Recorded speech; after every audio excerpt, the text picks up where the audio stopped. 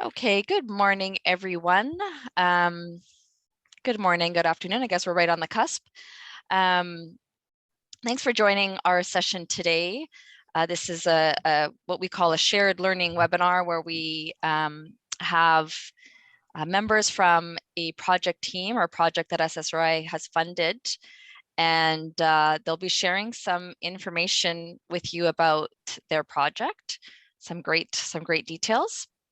I'll pass it off to them in a minute here, but I'll run through my own intro as we have everyone kind of slowly starting to get connected here.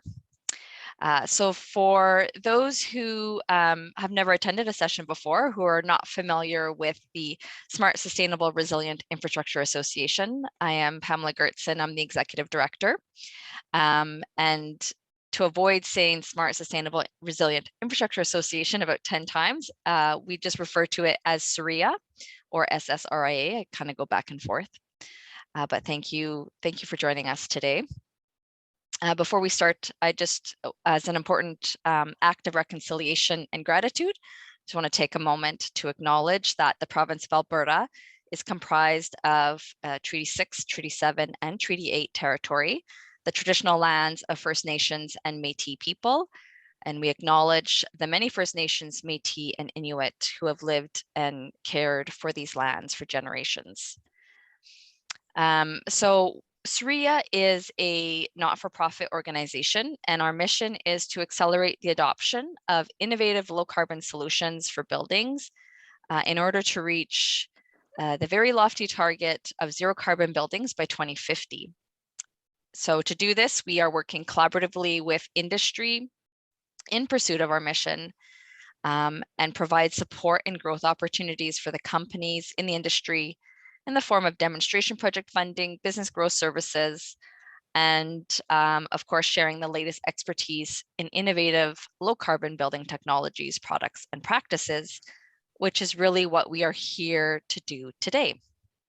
But before we get into the session, we have a lot going on this month and to kick off our new year. So I just have a few quick announcements for you all. So the first is we're very excited to announce that we are co-hosting a conference or a summit called the Alberta Energy Efficiency and Innovation Summit in April. So it's April 6th and 7th.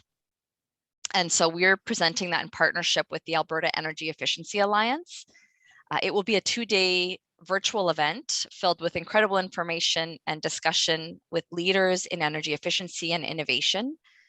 So registration has just opened, so you can take advantage of early bird prices right now.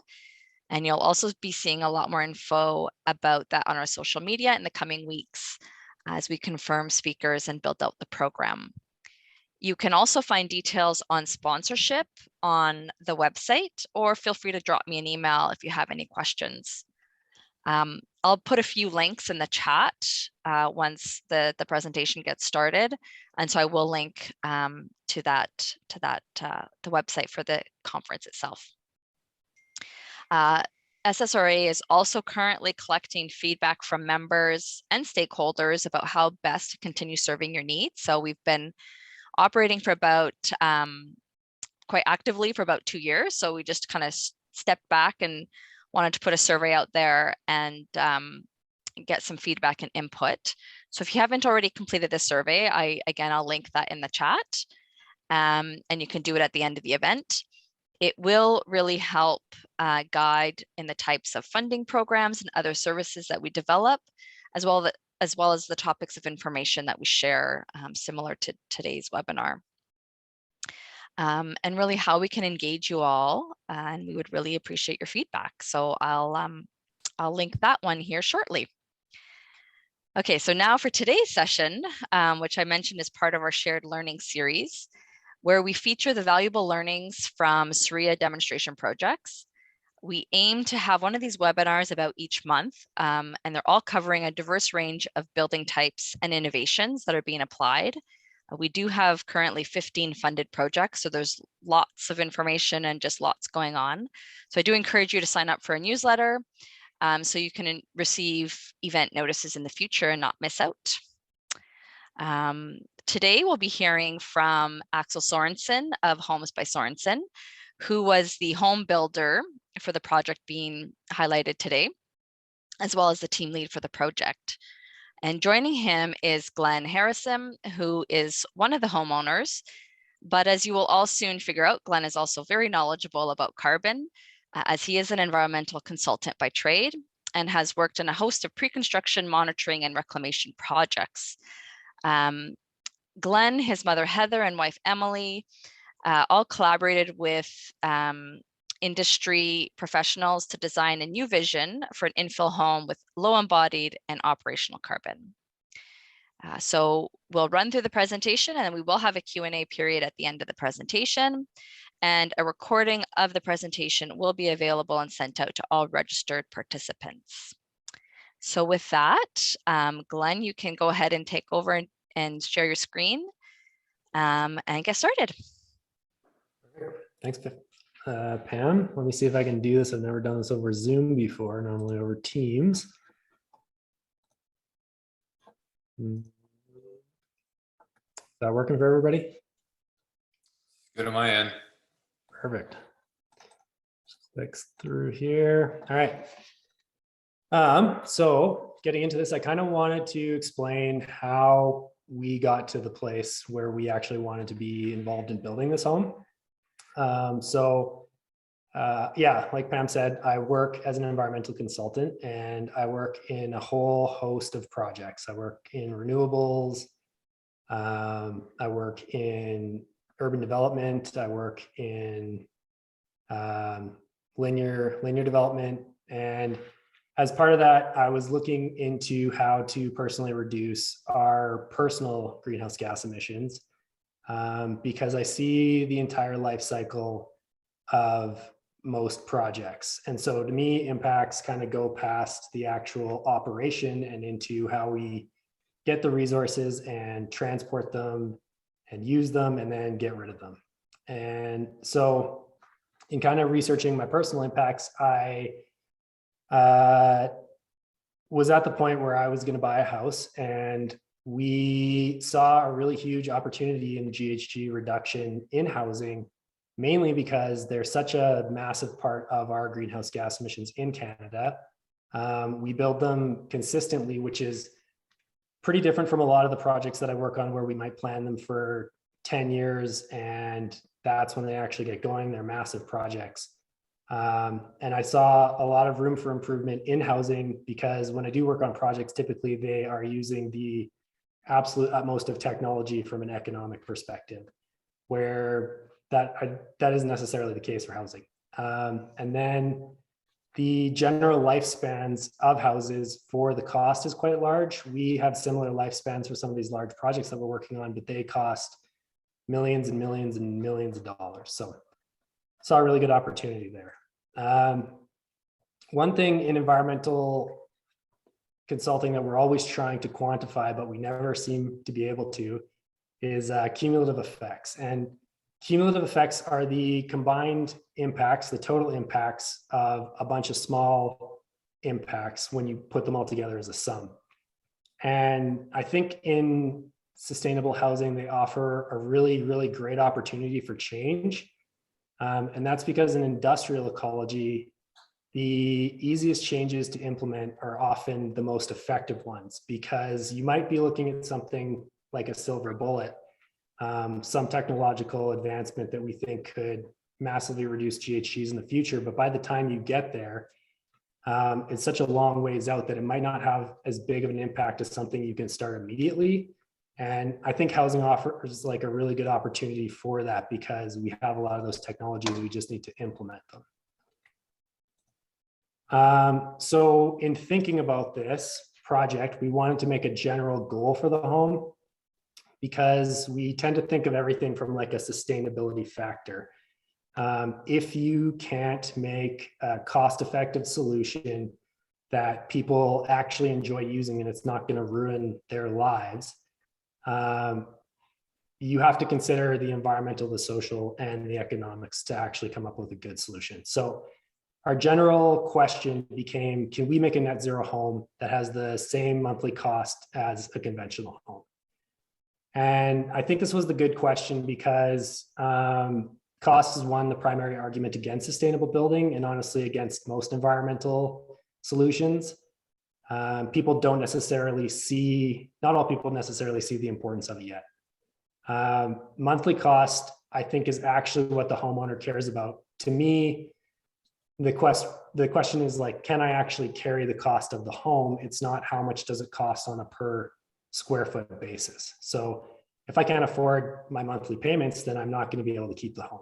And that's because we personally aren't made of money. So a couple of caveats to that question were that it had to be a equivalent size comparison to another home we would have bought as an alternative. Right now, we've compared most of this to renting, but in the future, we plan on doing a long-term comparison of a code built equivalent of this exact house. So I think that's kind of two of the most interesting economic questions that we would have.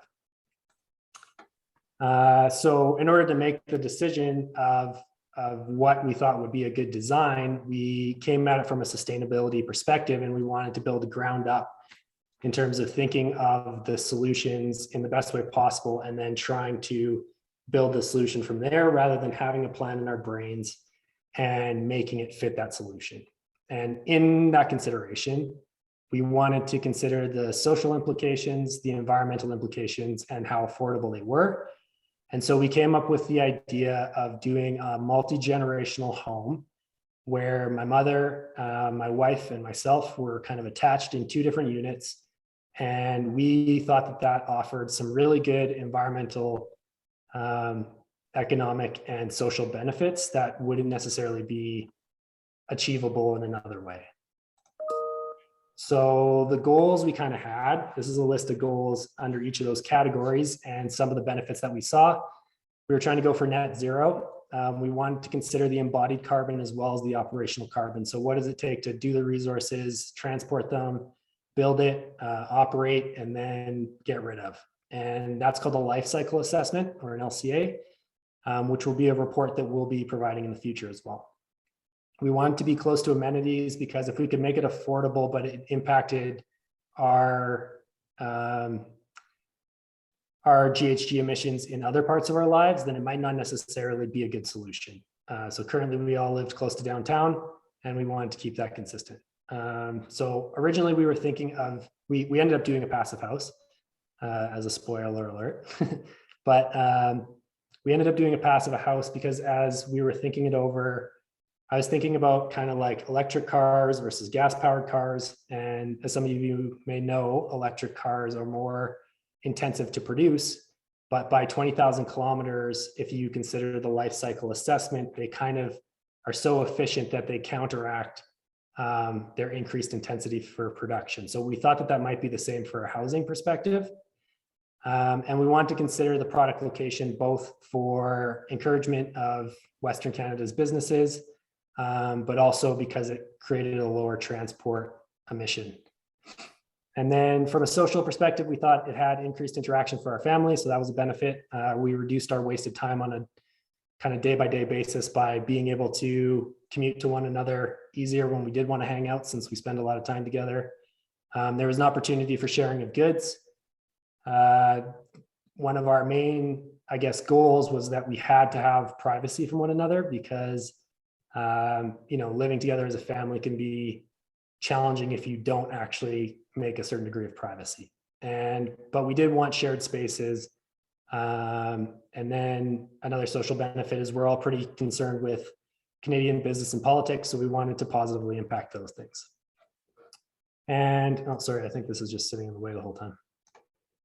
Is there a way to get rid of that? There we go. And then from an economics perspective, we saw that there could be a shared cost and risk for the startup. So getting our construction mortgage and everything like that was quite challenging with one of these houses. So we could spread that. It offered the opportunity where my mother had a larger down payment and we had a lot of earning opportunity. So we beat the stress test a little easier. We had a general reduced price for the build because there's an economies of scale benefit in that we can transport materials to site, more materials, but they're going to the same site. We can share kind of the expensive parts of the project, like passive walls are quite thick. So we have one less wall because we're sharing a wall than you would if you were to build 2 passive houses. We can share the mechanical systems, and then that offered us a better mortgage rate. We share the property taxes, we share the hookup fees, and we share kind of some general life goods. So, you know, if we both need crock pots but don't use them very often, we stick them in a shared space in the middle of the house. So this is the project that we kind of came up with. And it is a front back duplex that's kind of near center Calgary. And the back unit is slightly elevated, it's half elevated, and the front unit is slightly sunk. And that allows us to achieve passive gains for both the front and the back unit, as well as to optimize more on our solar. So some things here, I guess, to look at is that staggering for one. The black unit is our house and the front unit is my mother's. So that's the white one. In the back unit, if you look at the top view, that's a view from above. And we've backset the back peak of the house in order to optimize the solar capacity for our biggest south-facing roof. That little yellow dot is the south end where we're getting the solar exposure from. And then kind of slightly near that gray area in between, slightly back from that in the basement is our shared utility room. Here's a front view of both of those units. So you can see we have a ton of solar gains in the front from all those windows. For the front unit, it goes into the basement as well as the top. So that's almost a full solar gain for the front unit. And the back unit is entirely just the top floor, and then HRVs redistribute that heat throughout the house. You can also see the awnings there for blocking sun. So I guess for people who don't know what a passive house is that you have a lot of your windows facing the south aspect of the house, and that allows sun to come in. You calculate the physics and sun angles as to how it enters the house, and it soaks into, for us, a concrete floor. We've hyper insulated the building and reduced the windows on the east, west, and north sides. And that allows us to get free heat from the sun. So we use that for a heat source. And then I will pass it to Axel to get into the nitty gritty of the wall details and the mechanical assemblies. Okay, yeah, thanks, Glenn. Yeah, I'm Axel Sorensen. I was the builder on this project here. I was lucky enough to get picked by Team Leo to build their house here. And it was a really excellent project to be a part of, and lots of learning and very good experience here. So I'll kind of take it from here and explain the construction of this home here. As I think we took a lot of very interesting building principles and kind of tried to make as high a construction ability, a house with high construction ability here as possible, and that reached the passive house standards here. So just to kind of go over the general house here. So for the insulation values that we kind of have throughout here, we kind of targeted an R80 in our attic here, R50 in all our wall systems, and R30 underneath the slab. And then at the very end of this project, we achieved a 0.54 air exchanges per hour on this project here. And for anyone that doesn't know, the passive house standard is 0.6, and anything below that is better. So it did turn out to be quite a airtight home here. Glenn, do you got to click to the next slide there? Yeah, if you just let me know when. Oh yeah, perfect, no worries. Okay, so I really wanted to show this slide here. Obviously, you know, it's great to have large R values within your wall system, But one of the most important parts of a passive home is really minimizing any thermal bridging and having really great thermal breaks throughout the house here.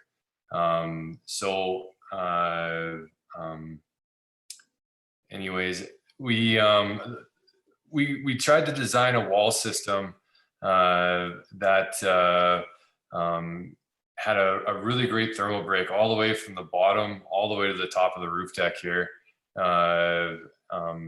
So you'll see one thing that I thought was interesting on this project is that we had the middle of the 3 2x4 walls that you see in this cross section.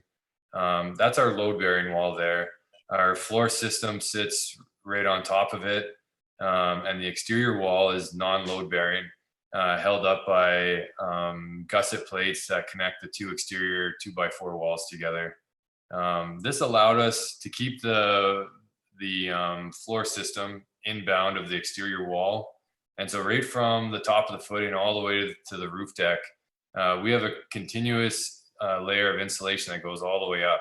And the only thing that extends from outside the house to inside the house is the 2 floor sheathings. And them being made of OSB, they really didn't travel heat very well. So the thermal break on this house is extremely well done here. And it wasn't, I wouldn't say this was an expensive process to do. It was just very intentional with designing it. So we did spend a lot of time on that. Okay, maybe the next slide there, Glenn.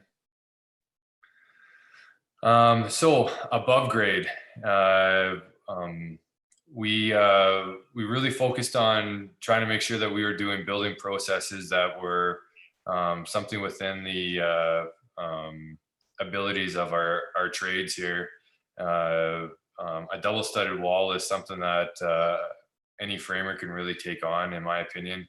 It's nothing new to them. It's just 2 2x4 walls. So the one that we have here has a 5-inch gap in between. So it's got a full 12-inch void there that we ended up filling with dense packed cellulose. So on the inside of that double studded wall, we used a product called Certainteed membrane. And this membrane is a smart membrane that will actually be vapor open to the inside if the wall cavity's relative humidity gets up too high. It'll dry to the inside as well. We did this because with a thick wall system, you got to be very mindful of the dryability of the wall. As well, we use the 3H plywood on the outside instead of OSB because it's more vapor open than an OSB layer as well. And then from there, we had on the outside, we had a rain screen. So there was a good 3/4 inch pocket of air on the other side of that exterior 3/8 sheeting to help let the wall dry out there as best as possible. So that's one thing that you definitely need to take into consideration when doing a thick wall system like this here. Go to the next one there, Glenn. On the left there, those photos there, you can see our rain screen that we use. It's just a piece of 3/4 inch pressure treated plywood. So any water that gets in behind our exterior cladding has a great pathway just to go run down the Tyvek and get out of the house there. It won't sit up against and soak through the Tyvek and make more of a challenge on the wall system to dry out than you would want. On the right there, you can see a picture of our Certainteed membrane with our 12-inch wall system filled with dense packed cellulose. We used a green Siga tape to tape all the seams in this house here as well. Really excellent tape and does a really great job there. So that's the above grade there. Glenn, you can go to the next one there. So below grade, we did a very interesting foundation system here called the SI foundation system. So what you're seeing there is the SI foundation system below the joist space there, obviously. And that's an 11 1/4 inch thick wall. and it's basically an 11.25 inch thick block of EPS foam that has 6-inch structural steel studs set to the inside. So on the exterior, it's got a complete foam layer there that is a complete thermal break for your basement. So really well insulated wall, all the structures put to the inside to really minimize any thermal bridging there. On the exterior of that wall, we ended up putting a 10 mil poly. The 10 mil poly is extremely rigid and does a really good job standing up to any abuse that it might take during construction. So it's a great one to put on your wall if you're certainly if you're not concerned about moisture or vapor drive getting into the wall and having to dry out. So in front of this wall, we did the 10 mil poly, and then we did another 2x4 interior mechanical wall with a fiberglass bat. And we did that same 2x4 interior mechanical wall on the above grade there as well. I forgot to mention that. We did that to help protect the vapor barrier, as well as what our air barrier was there for the house. So all the mechanicals and everything went inside of that mechanical wall and helped keep our vapor barrier unpenetrated to try and achieve as airtight a home as we could there. Yeah, go to the next slide there. So the basement slab, the previous photo you saw a yellow membrane that ran all underneath the entire slab. And so then we brought that up the wall there, as you can see, and that tied into our 10 mil poly layer. And so the foam that you're seeing there is an 8-inch thick EPS foam. And then we had a 4-inch concrete slab on top of that. The Stego wrap, we intentionally used it underneath the slab to really help prevent any cuts or anything, because we could do the Stego wrap and make sure that it was very well done, and then we could put the foam on top of it right away and really protect it. The Stego wrap does a great job when you walk on it on top of washed rock, that it doesn't make any cuts. It's extremely hard to penetrate. So it's a great product to use underneath the slab there.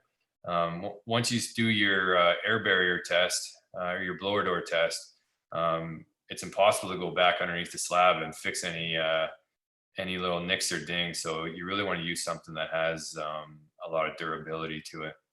And the EPS foam there is a full 8-inch block, 4 foot by 8 foot sheet.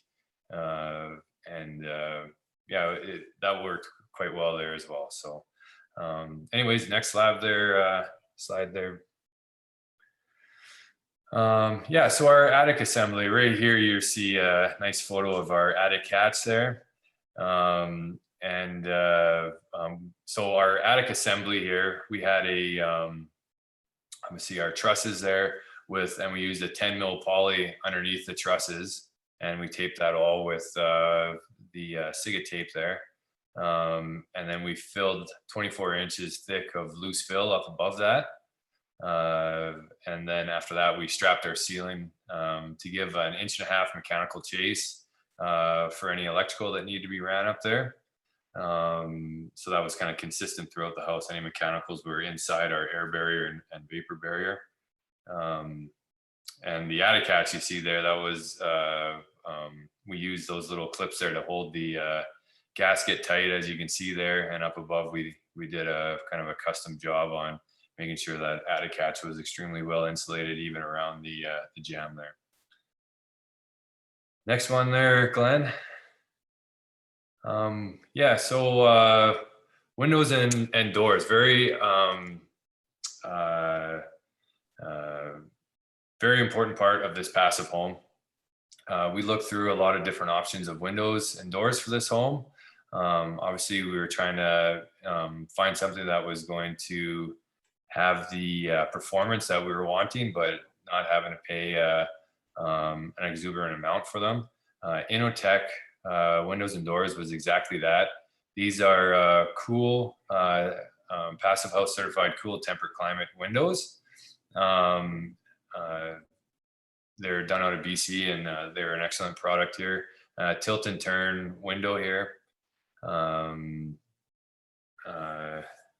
Yeah, come with a triple pane, semi-glazed and argon filled there. Definitely enjoyed working with these here. And you can see on the two of the fixtures there during construction there, we over insulated all the window frames on the inside and the outside as much as we possibly can without eliminating the function of the window. And this was just to help over insulate our window frames, because that's one of your biggest thermal bridge spots within the home. So we did our best to make sure that we insulated those and decreased any thermal bridging there. Next one there, Glenn. Yeah, so the mechanicals of for this project, after we partnered with the SSRA, we ended up doing the sand and hot water tank system here. It's a system that is, it heats with an air source heat pump, and it has an exterior air handler outside. So you're not taking heat from inside your house, you're taking heat from outside and bringing it in. It has a COP of up to 4.5, which means it can be up to 450% efficient. So that's extremely efficient if you are familiar with that. So the exterior air handler produces heat that gets dumped into that storage tank there. That's an 80-gallon tank there. And all the piping that you see, oh no, I guess that's on my next slide. Sorry, Glenn. Yeah, we'll go to the next slide here. Our heating system. So our heating system is tied in with our sand and hot water tank. For the rear unit, we actually ended up doing a post heater off the HRV. So whenever the house is needing heat in the dead of winter, the hot water from the hot water tank goes through a heat exchanger plate that then that heat gets picked up by a glycol loop that comes to our post heater, and there's a post coil heat coil there that the HRV blows over and brings heat into the house there. Extremely energy efficient heat that's going through there because it's coming from the sand and hot water tank at a COP of 4.5. On the coldest of days, I would say probably past -25, we're still doing assessments with this. There is a need for an electric heater to help boost the house, as the outside air handler is having a hard time at that temperature to keep up with the hot water demand and the heating demand for the rear unit. So sometimes they need to turn down the heat on the post heater and turn up the electric heaters on the coldest of days. And we just have simple space heaters in the house that we use for that. And on the front unit of the house, we didn't install a post heater. And I guess I should say that one of the reasons why we installed the post heater here as well was because we thought that would not only be an efficient way to get heat into the back unit, but also the sand and hot water tank uses potable water for the exterior air handler. And in the dead of winter, just as an extra safety precaution to make sure that potable water isn't freezing, we're running the post heater for the back unit. So it kind of runs the unit quite a bit more to make sure that we don't have stagnant water in the line that might have a chance of freezing, even though we do have a heat tape on the exterior water pipes. That also ensures they won't freeze there as well. So I just wanted to mention that there as well. The front unit has electric fireplaces that are just basically electric heaters.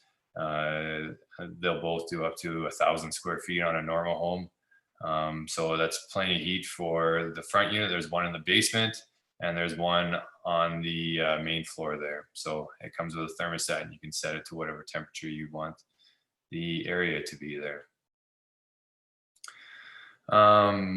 Yeah, we'll go to the next slide there, Glenn. All right, I think this is where I jump back in. So the solar system. So there's 40 panels. As you can see on the back unit, those are angled towards the south, and then the front unit is angled east-west. You can see some trees there. We're going to be doing some pruning in the future, but we only moved in as of 3 to 4 months ago, I believe. And so it's been busy as is, and we'll probably save that till the summer. But that produces approximately 15.8 kilowatts. It was installed by Skyfire Energy. And then attached to the entire house and system, we have a Sense Energy monitoring app, which measures how much energy we use in comparison to how much we produce. It also uses artificial intelligence to learn appliances and systems within the house and then track the energy that those individual things are using. There are some, I guess, limitations to that in that if something has a similar energy signature as another appliance, it does have a little bit of a difficult time telling those two things apart. So not perfect for the monitoring, but really, really, really great so far. We also have that connected to a Solar Edge app, which is what you can see on the right there. That kind of does a panel by panel breakdown of the energy that we're producing at any given hour. And then tells us the carbon that we are offsetting and the equivalency of trees planted, which is kind of fun. To actually plan the house, we used Passive House Low Energy Plus, and we used Hot 2000 modeling. And that gave us the numbers that we ended up using for the solar system to try to reach net zero. So we are still using energy from the grid system. We do kind of like I guess a net metering. Sorry if that's the wrong terminology. I know there's two terms you can use there. But basically we draw energy from the grid and then we sell back to the grid, and we offset the energy that we're using from the grid by overproducing on our solar panels. So we're not a totally self-contained house. Instead, we ship back to the grid and then buy back. And I think that's actually better from a life cycle perspective and an overall perspective currently for the transitionary period that Alberta is in, because though the house is not entirely self-contained, you don't need to have things like batteries, which produce,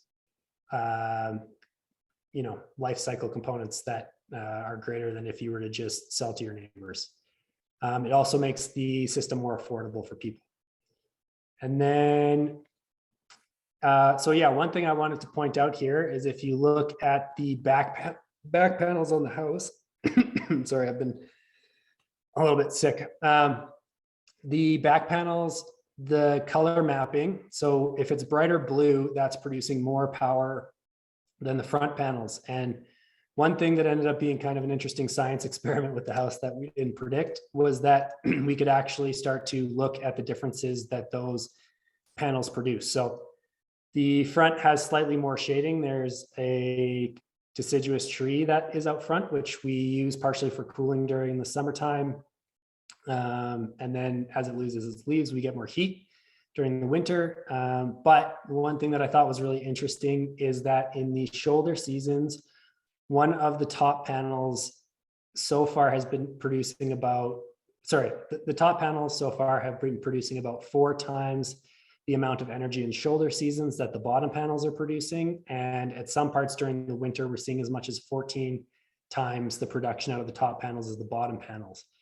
And I think that is a mixture of things. It's one, partially the sun angle, but 2 is the time that it takes the snow to melt off the front roof in comparison to the back roof is quite high. So I thought that's pretty interesting. And I guess when we talk about things we maybe would have done different, that's a thing to remember right there. So Another part of the house is that we had to use specific paints and chemicals within the house because we are so airtight. So generally VOCs and BTEXs are bad. That's benzene, toluene, ethylxylene, and xylene. And VOCs is volatile organic compounds. So things that rapidly evaporate and have other chemicals attached to them. And mainly that's a concentration issue. So how much airflow do we have in comparison to the chemicals that are off-gassing? So this ended up being a surprisingly difficult part of the build, which we didn't really necessarily expect. And so if you're doing a build in the future, I think this is a really great place to have a QA/QC check and a plan in place ahead of time. Because it can really cause an increased cost and it does cause a potential for delays. So one thing that we were particularly surprised by was the paint ended up being relatively easy to figure out. But in doing research for things that were raw exposed wood, we had a pretty hard time finding things that would create a good finish, but not cost a ton of money and reach the kind of chemical components that we needed to be considerate of. So some overall things to date. First off, I think I forgot to mention this in the beginning, but both units are approximately 1,400 square feet, and then they each have 600 to 700 square feet of kind of unfinished space, which we use for storage in a workout room. So overall to date. We are trending to net zero as far as we can figure right now. So we only have 4 months of data. As occupants, I would say the house is really, really comfortable. In a second, we're going to kind of get into some things that we would fix. And so ahead of that, or things we would, I guess, change in the future, or things you might want to think about if you were producing one of these houses. But ahead of that, because they are kind of, fixes, we wanted to just express the fact that we're really, really happy with the house. I would say it's exceeded our expectations as owners. So we don't want that to look like we're just talking about negatives. Definitely very happy and would do it again. So generally the positives that we see are that we're getting, without the mechanical systems, we're seeing approximately 22 degrees to 13 degrees of free heat in the spaces. So my mom went away for a month and we completely turned off her mechanical system. It got down to -20 and her house stayed 13 degrees without any heat source. We're not seeing an increase of 22 degrees in the summer. We're staying at approximately 22 degrees in the summer. And in the winter, it seems like we could stay at about 13 degrees without any mechanical system at all. So just an interesting bit of free heat there. As far as air quality is concerned, and sorry, when I say without mechanical, that's also without anybody running stoves or any supplemental heat of any kind. The air quality is really, really great in here. I actually noticed a difference. I kind of have like some sensitive lungs. So in other houses that we've lived, I have seen irritants and I don't have any here. I would say the biggest thing that we notice is the reduction of noise, which from a mental perspective is actually pretty great. And then the multi-generational living is one of the things that I think I undervalued the most and appreciate the most now in the house, which really, I think, surprised me. We definitely are in a better financial state than we were when we were renting, which is really interesting. I'll get into a breakdown of that in a second. But I thought that that was a pretty interesting outcome because the general goal was just to come out net even, and financially, I would argue we're actually better off. So here's some interesting energy stats to date. So our annual trend so far is that we overproduced all the way until October, which I thought was pretty interesting. But there is, as you can see on those left graphs, where orange is solar and green is usage, there's an inverse curve in when we produce solar in comparison to when we use heat. And from an overall grid perspective, long-term in Alberta, I think that's an interesting thing to think about, because if we were to use solar to supplement heat, first off, sorry, the entire house is electric. There's no gas hookups. So if we were to use solar to entirely produce for the difference of heat that we need, I don't think the grid would actually be able to maintain that. But as a supplement in a transitionary period of Alberta's energy, it offers a really, really great solution to offsetting more GHG intensive energies. We're seeing a free 15 to 35 degrees Celsius, and I think that's what's really interesting on the annual trend right now.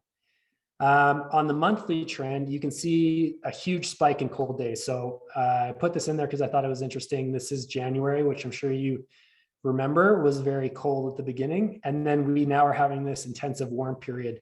You're seeing like an almost, 4 to 6 times spike in when we have really cold days. So we're operating in the shoulder seasons and the more mild kind of days like today at really, really well. Today for the back unit, it's about 18 to 19 degrees. And we've put zero heat, including the hydronic coil. We haven't put any of that heat on today. So 4 times is the difference we're seeing in winter versus fall. So we probably could optimize the winter scenario a lot better. Currently, we're using space heaters, and they're about a 1-to-1 ratio of heat. So heat really, really is the big problem that we're seeing in terms of usage. I go around obsessively and plug and unplug things, and a lot of things are negligible in comparison to heat. If anybody's interested, Christmas lights do barely any energy whatsoever. Our approximate run for appliances and things that are always on is about 500 watts per hour. And one piece of heating for a space heater is approximately 1500 watts per hour. The walls and windows, we went and thermal imaged all of them, and they're looking really, really good. We're not seeing massive gaps or losses of heat to that. But the heating system isn't working great in those cold differences. So we're losing a lot in those periods. Costs and finances. So bills long-term, we should be paying $0 on our bills, which is pretty significant. We offset so much that it entirely covers our hookup fees as well as our actual cost for utilities. So we don't have a credit as of yet, which we'll get during the summer, but our largest month bill to date is approximately $300 for the 2 houses, and that's for all utilities. So split 150. Now there is connection fees on top of that, so that ended up being about $500 total, so $250 per unit for our absolute worst. But still, that's pretty good. And then during the summer, we gain back all that money. So cost of the project, our land was $350 and our build was approximately $675 for everything. So that's about $1,025,000. Did I do my math right there? Yeah. And it's approximately, we're estimating right now, 7 to 11% more than the, same cost or same build as a conventional build. So those numbers are pretty great. We think the one thing that doesn't, or just to be, clear on this doesn't include SSRA funding. That's the base cost if somebody else were to reproduce the home. Difference per month is entirely covered in utilities and other savings. So financially, we are spending, $0 on those other things. So I'm a pretty obsessive Excel nerd, and I tracked the entirety of my expenses on a per monthly basis. And so one thing I wanted to show here is that the left side was my bills when we were renting, and the right side is now that we're in Project Leo. And currently, I used to invest about 55% of my income. Now I invest about 45% of my income, and that 10% difference has gone into housing. But if you take away the principal, the portion that I get to keep, that actually entirely takes back the 10% in the investments. So we actually are net equivalent from a financial perspective. And you could argue that financially we're potentially better because we've diversified our income in owning land. We're likely to see an increase in that money because of both inflation and property value. And generally, there's other benefits in that our solar will be paid back in 11 years. And after that, we calculate the difference of not paying bills and the excess solar that we sell at about $3,600 per year. One thing I wanted to point out is that this is very dependent on the fact that the mortgage rates are really low right now. So the fact that we have such a low mortgage rate does from a per monthly basis take into account that 10% loss or that 10% extra that we're putting into the house to be net zero. But what I think this really shows in the general scheme of things is that we're really close to a transitionary period financially, where it could no longer be beneficial for people to be building code built houses because we would get better social and environmental for the same price. So this is Axel, pros and cons to date.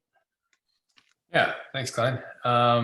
So for the mechanicals and the envelope, I did want to go over a conclusion of the entire project because it was a project where that was the highest standard of high performance homes that we've built to date.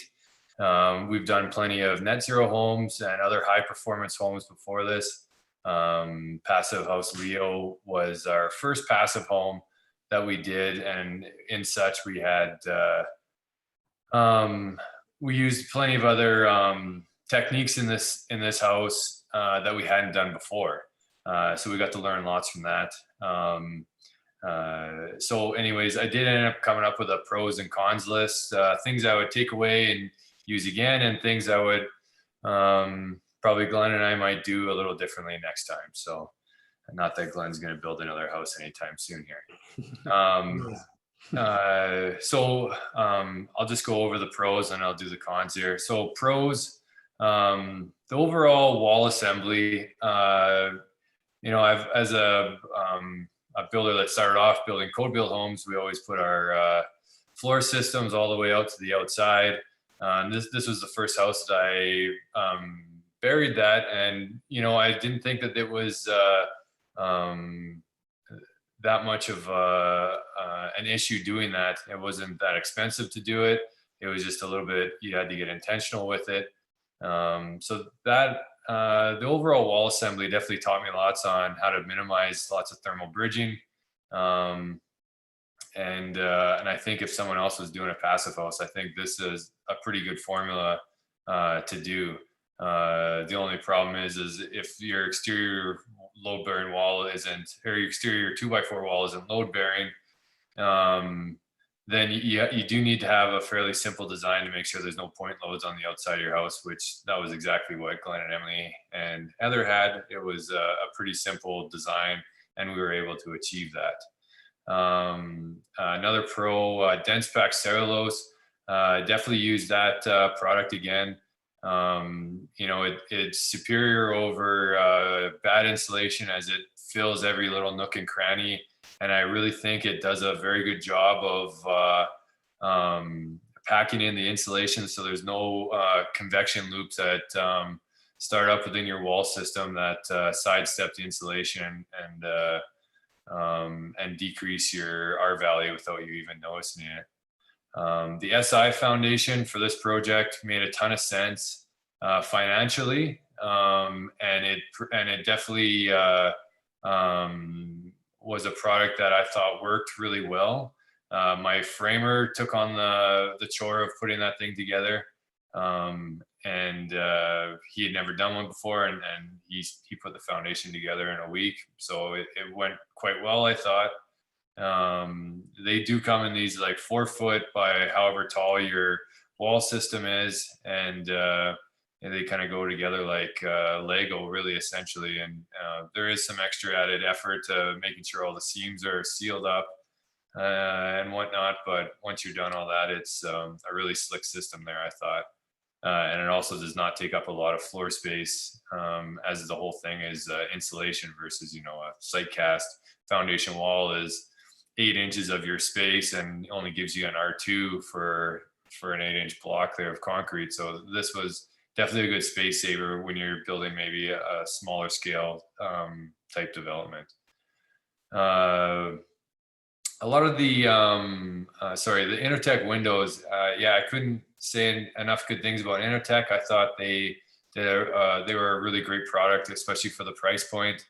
You know, I did do some analysis on what other windows would have cost, and yeah, these ones came in the mid 30s for all the windows and doors in the house, and it's certainly a terrific product, especially being passive certified, cool temperate climate windows. You know, a typical package from another provider in town here, like Lux or Apply Gem, you know, would have been a little more than half that cost. So, I mean, really, when you think about what you're getting for a lifetime there, it's really worth the money to go with a window provider like Intertek and to get that quality there. A lot of the building products that we used on here was another really great thing. We used a lot of Siga tapes, and we used a lot of daimonic caulking throughout the house. The framer had to get a little intentional with daimonic caulking, caulking on top of the rim plies, as well as underneath the bottom plates of the walls. And we caulked around all the windows, and you know, the tubes were fairly inexpensive for the daimonic caulking, and the Siga tape, you know, $800 for the tape, you know, it took you quite a ways. And you know, I'm not sure I would do as much taping as I would on a future home, but on this home, it did make a lot of sense to do it. And the tapes really do work. I mean, you got to be careful of sticking them to your finger too many times; they'll eventually pull all your skin off. So they do work very well. The double studded wall design is a great one that I think is the ticket to all high performance homes. It's something that's extremely achievable with your framer, and you know, as someone that wants to tailor how much space you want to give up or how much comfort they want, they just move the two 2x4 walls a little bit further apart or a little bit closer together. There's lots of different insulations that you can put in there. You don't have to do dense pack cellulose. You can do a more cost-effective insulation like that insulation, even though the dense pack cellulose really wasn't that much more. Anyways, I think the double studded wall is a great one. And also on the exterior of that double studded wall, you know, it's just 3/8 sheathing. So siders show up, and you know, it's exactly how they would normally be putting stuff onto a wall there. And then the last one, the Life Breath 155 HRV. I know some of the other passive homes have used a lot more expensive HRV systems. I thought this Life Breath, for the price that we paid, was just a really good value and does a really great job. So I was definitely impressed with the Life Breath and the cost associated with it. So for my cons, the sand-in system and design, I don't think I would do the sand-in system again. I just don't think it's fair to leave people with a system that has trouble keeping up and you know, below -25 or in the -30s. And you know, and this is only our first winter. Maybe there's something that we're missing, but we did have a tough stretch there over the Christmas break, and it.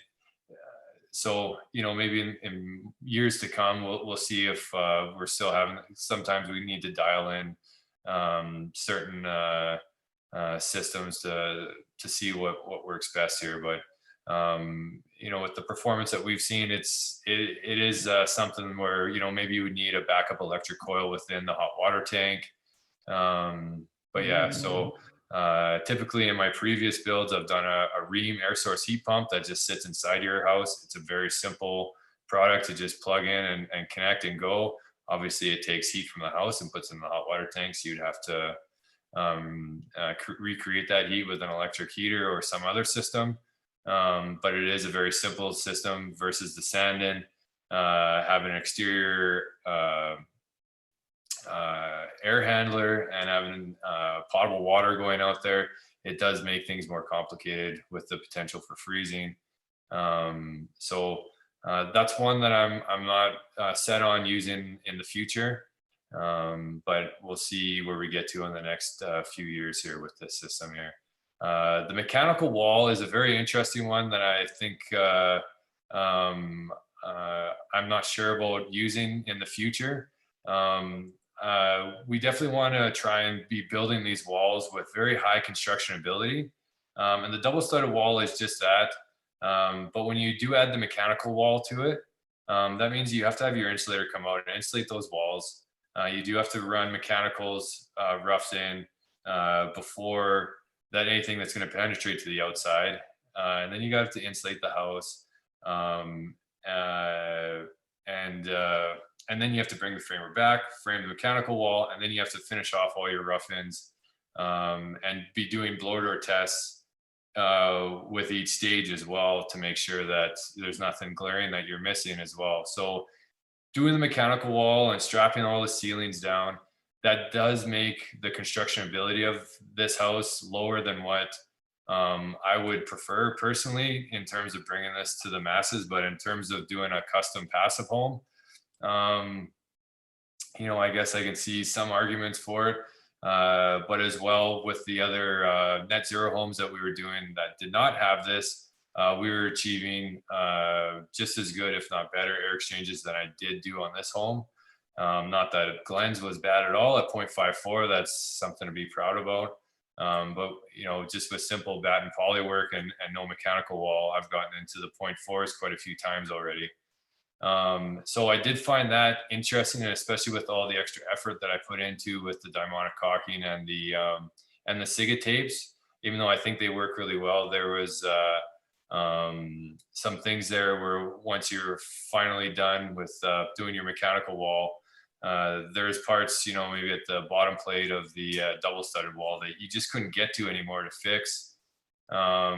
Yeah, so I'm just not sure if the mechanical wall is really necessary. And I think people's argument would probably be, well, you know, you're gonna put a picture on the wall and puncture your vapor barrier, air barrier, and long term your air exchange score is gonna go down. You know, I would be very interested to know how much that's gonna go down. I know my house, I've been living in a net zero house for 4 years, and I'd love to retest it to see. But that would be, I guess, one of the big reasons why you would do a mechanical wall. I just don't know, you know, if you told me I could get you to 0.4 on day of possession and 10 years from then you're going to be at 0.7. I don't know if that mechanical wall would be worth it, but you know, I guess that's up for debate and something that I thought would be worthwhile bringing up here. The CertainTeed membrane that we used, the principles around it with the drying to the inside, they were great, and it was a more cost-effective membrane than what else is on the market out there. The problem with the CertainTeed membrane was that it was quite fragile, and we worked extremely hard patching holes on this membrane as we went through a few blower door tests within the home. I would definitely say if you're going to use a smart membrane that can be vapor open at certain times, that you would go with a more higher end one like Intello or whatnot. I think it's well worth your time. So that would be one. And this one is something that Glenn has really noticed as well, but we did do a 1 foot overhang on the back of the house. And if we had done a little bit larger of overhangs, we could have maybe got another row of solar on the southern face of the roof structure for this home. And obviously those panels are producing quite a bit better. So maybe getting a bit more intentional with our solar placement when we were making up our roofs. Hey, Axel, I just want to note that we are just going over time here. So if folks need to jump off, obviously feel free. I'll let Axel maybe finish it up with this kind of last few comments and words. Unfortunately, we didn't get to a Q&A, but oh shoot. we can certainly share the contact info for both Axel and Glenn if you have any burning questions. I've also put in the chat a link to more information about this project on our website, so feel free to browse through that as well to get more info. But thanks again so much for joining us, and I will let you know, Axel keep going and just finish it off, but if you have to drop off, I completely understand. And thanks again for coming. Go ahead, Axel. Okay, yeah, no problem. Yeah, well, so should we keep going as per usual there, I guess? I think we probably fly through this part. Yeah, just some overall conclusions, I guess we wanted to state surrounding the project. Homes by Sorensen, super great. Would suggest working with them. Intertek, we really, really like their product. And as users, we really like using the windows, and we feel like it was worth the difference of the money that we paid. I think the overall concept we would keep the same. For me personally, I undervalued the benefits of the multi-generational living. I was purely thinking about that from a financial perspective, but it's really, really great being attached to my mom and having like these shared spaces, and then having completely separate and private residences where we don't necessarily have to interact if we don't want to. The cost per month is astounding. The fact that I think we actually are doing better financially on a cost per month basis. We're plus on social and we are plus on environmental. I could not be more excited about. That's my favorite part of the whole build. Generally, we're more comfortable. We've been garnering a fair amount of interest from people who are potentially looking to reproduce the house or something similar, which is great to see. We did design the house to be on one of Calgary's most kind of continuous lot sizes. And so, yeah, it is reproducible. We think that we need to optimize the heating for the extreme cold, which we've gone over, but we are net zero trending, which is great. And we want to thank the support from the SSRIA, which has been super great to be able to have the opportunity to connect with all you people and work with professionals in the industry. So. Awesome. Yeah. And for me, obviously the clients were unreal to work with on this project. They really got what we were trying to do, and they were great to be partnered with on this. As well, for us at Homes by Sorensen, building a top tier high performance home like this one taught us so much. We've done lots of net zeros, like I said, and homes with just a little bit of added insulation.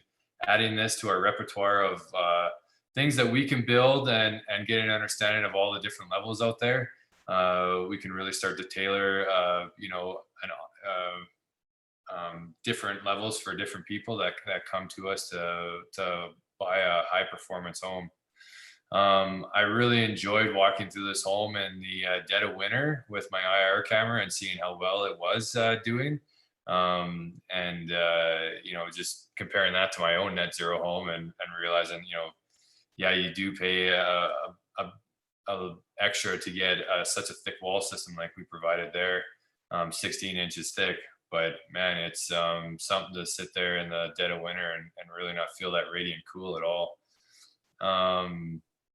Yeah, like I said before, this wall assembly, I think is something that's very reproducible. And for anyone doing passive homes, I think it's really the most economical ticket here for sure. Yeah, and our solar, yeah, it's I thought we did a great job with doing what we could with a skinny lot and face it as much as we could out to the south, while still getting a 2-story home and a bungalow home on here. Overall, a very fun project to be a part of.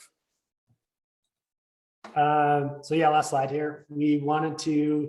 I kind of put out some bigger questions towards the future, not because I could answer them, but just because I've been thinking about them. So I think from a city planning perspective, it's really interesting to think how we could implement, not necessarily going full passive, but using passive, I guess, concepts within city planning. Building more roads east-west where possible on new communities, I think, is something that we can usually do for free and might have super benefits to us in the future. It was really hard to find a lot that had the solar gains that we necessarily needed. Architects, I think it would be really interesting to see if simple designs can be something that they could make appeal to mass consumers. Because we ended up going with kind of a Scandinavian design because it was so simple, and it definitely made some huge cost and environmental benefits for us. So putting the cost over the efficiency, making a super efficient home to like the 100th degree, I think is less of a priority right now than getting these more cost effective at 50%.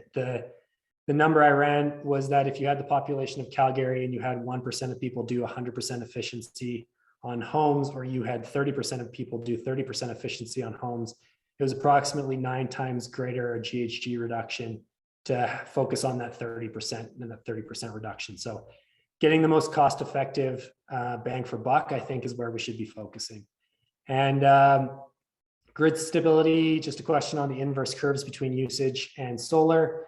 And I don't know if this is possible, but I thought it was an interesting thought process was, could you overheat a passive house on purpose for winter gains and then use the solar production to cool it using air conditioning in the summer so that your grid, so that your production of solar and when you need to actually do temperature control kind of align each other.